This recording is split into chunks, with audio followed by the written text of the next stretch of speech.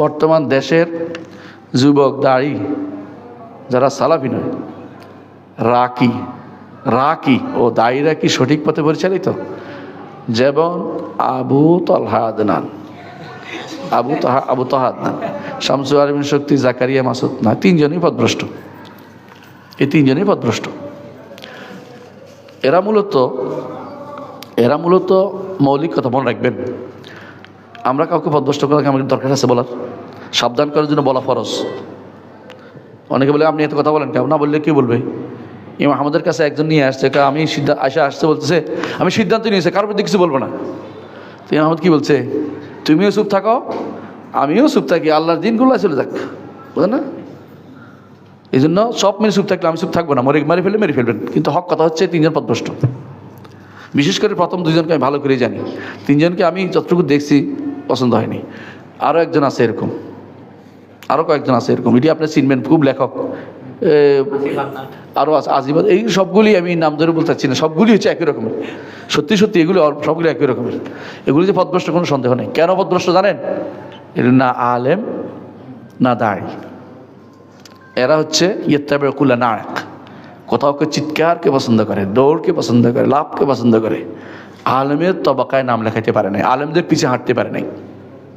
আপনারা ভালো করে জানেন দুনিয়া মালউনাতুন, দুনিয়া অভিশপ্ত, এর মধ্যে যা সব অভিশপ্ত, আলেম ও তালিম হতে হয়। এরা কোনোদিন বিন বাজের কথা বলবে না। এরা বলবে আমেরিকার সেই বিখ্যাত ব্যক্তির, হ্যাঁ কি নাম জানি, আহমদ মুসা জিবরি, ওর বই অনুবাদ করে দিবে। কিরে তুই একটু শেখ বিন বাজের কাছে এটা নাই, ওর সাইমিনের কাছে এটা নাই, সালেহ ফজনের কাছে নাই? হ্যাঁ, ওর ব্যাখ্যা কি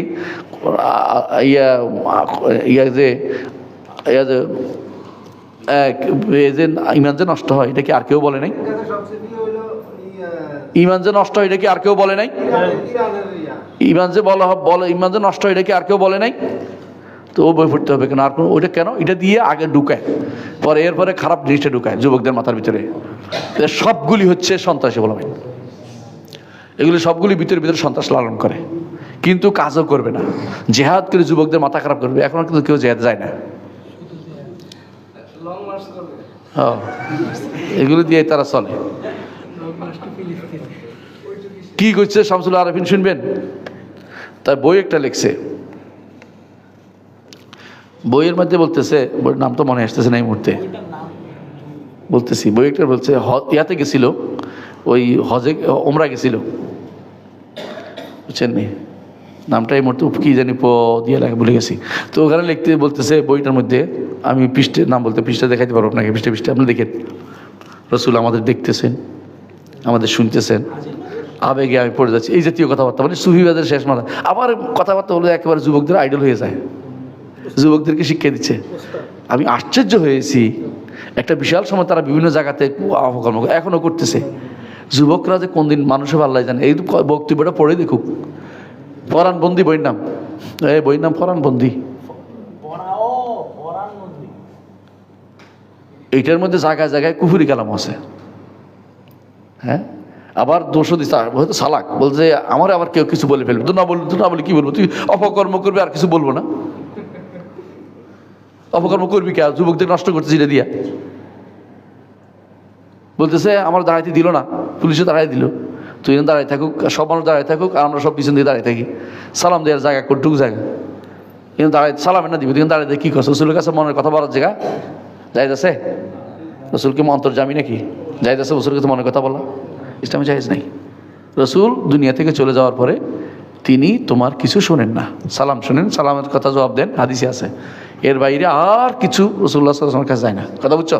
কিন্তু মনে করে যে রসুল আমি ওখানে গেলে কিছু বললে আমারে দেখতেছে, এবারে আমার খুব ভালোবাসতেছে, হ্যাঁ আমার আদর করে দোয়া করে দিয়েছে, এগুলো সবগুলো হলো এখনো পর্যন্ত ইমান তার পূর্ণ হয় নাই, বিভ্রান্তিমূলক কথাবার্তা বলছে, এবং কখনো ইমান চলেও যাবে। যদি মনে করে বলে রসুল আমার জন্য সুপারিশ করেন, তাহলে কাফেরে যাবো। সুপারিশ কার কাছে দিও? আল্লাহর কাছে। বুঝে আসছে? সুপারিশ রসুল করবেন আল্লাহ যখন অনুমতি দিবে তখন। রসুলের কাছে সুপারিশ সহজ নেই। রসুল সুপারিশ করবেন, কিন্তু চাইতে হবে কার কাছে? আল্লাহর কাছে। বুঝছেন কিনা? এটা বুঝেন কিনা? ফেরেশতারা সুপারিশ করবে না, কিন্তু আপনি কি ফেরেশতার কাছে সুপারিশ চাইতে পারবেন? সহজ বুঝছেন তো? ইমানদাররা সুপারিশ করবে, তাহলে সুপারিশ চাই বেড়াবেন, আল্লাহ ইমান আপনি কিন্তু সুপারিশ করবেন, যাই না আস্তাগফিরুল্লাহ, নিজে বাঁচবে কিনা কে বলতে পারবে? সুতরাং অনুমতি ছাড়া কোনো সুপারিশ চলবে না। এই জাতীয় কথাগুলি এর মধ্যে আছে, ফরমানবন্দির মধ্যে পড়ে দেখেন, কিছু বলবো না। ইমান আকীদা শুদ্ধ না হলে ওদের পিছনে কোনো হাঁটা যাবে না। দয়া করে বোঝার চেষ্টা করুন, ইমান আকীদা শুদ্ধ হইতে হবে, মানহাজ শুদ্ধ হইতে হবে। আবার নিজেদেরকে মানহাজিও বলে, নিজে বেদাতি আবার কেউ মানহাজি, এগুলো বেদাতি। হ্যাঁ, চিটাঙে একটা আছে লাভ দুইটা কাজে, হ্যাঁ গজওয়াতিল কায়েম হয়ে গেছে, গজওয়াতিল কায়েম হয়ে গেছে, গজওয়াতিল কায়েম হয়ে যায়। এমনি গজওয়াতিল কায়েম হয় না, মানে যুদ্ধ হয়েছে পুলিশের লগে, গজওয়াতিল কায়েম হয়ে গেছে। আর আমার নাম দিয়েছে আমি নাকি ইউরোপ সৌদি আরবে টাকা পাইছি, এই জন্য সৌদি আরবে টাকা পাইছি এই জন্য আমাদের আলী হাসান ওসামার বিরুদ্ধে কইছে, কারণ তিনি সৌদি আরবে টাকা পাইছে। আলী হাসান ওসামা একদিন গণতন্ত্রের বিরুদ্ধে কইছে, গণতন্ত্র কিন্তু হালাল হয়ে গেছে, জায়েজ মতো জায়গা মতো গেছে গা, বুঝছেন তো? নির্বাচন করলে গণতন্ত্র যাবে না তো। হ্যাঁ, দাড়িদের কাজ নয় এগুলিতে জড়ানো, একটাও কাজ নয়। মনে রাখবেন, দাড়িরা ভুল করছে, সালাফি নামদারি দাড়িরাও ভুল করে। দাড়িদেরকে দাওয়াত দেয়া আল্লাহর পথে, আল্লাহর দিকে দাওয়াত দেয়া, গণতন্ত্রের দিকে নয়। রাষ্ট্র যদি প্রতিষ্ঠা না হয় কিছু করার নেই, আমার দায়িত্ব কর্তব্যটা পালন করি। রাষ্ট্রের জন্য কুফরি করতে পারি না, আমি রাষ্ট্র প্রতিষ্ঠার জন্য কুফরি করবো? আমার দায়িত্ব না। আমি মানুষকে দাওয়াত দিব, কুফরিটা মানুষকে ইমান আমল শিক্ষা দিব। এদেশের মানুষ যদি ইমান আর কুফরি শিখতো, তাহলে গণতন্ত্র বহুত আগে দেশে চলে যাইতো। আপনি গণতন্ত্র নিয়েই যাচ্ছেন।